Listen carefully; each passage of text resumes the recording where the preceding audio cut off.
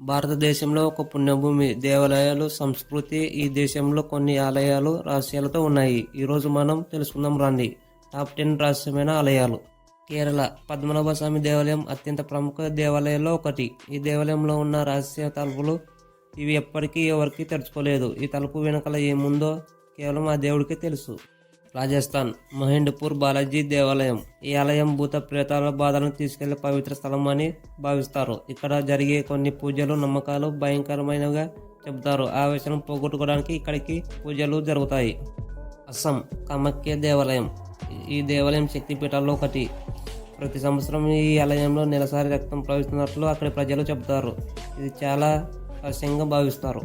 వీరభద్ర దేవాలయం ఆంధ్రప్రదేశ్లోని లేపాక్షి. ఇక్కడున్న ఒక స్తంభం వాతావరణం గాలిలో తేలిపోతుందని అందరూ అంటారు.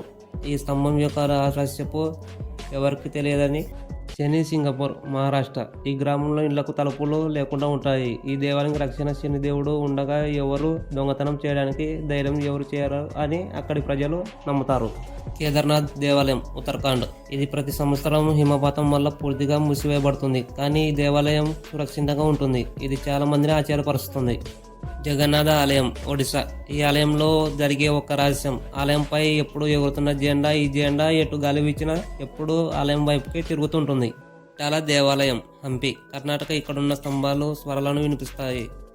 ఈ రహస్యం శతాబ్దాల నుండి మరుగున పడింది. బృహదీశ్వర దేవాలయం తమిళనాడు. ఇక్కడున్న గోపురం ఎప్పుడు నేలపై నీడ కనిపించదు. ఇది ఆర్కిటెక్చర్గా మారింది.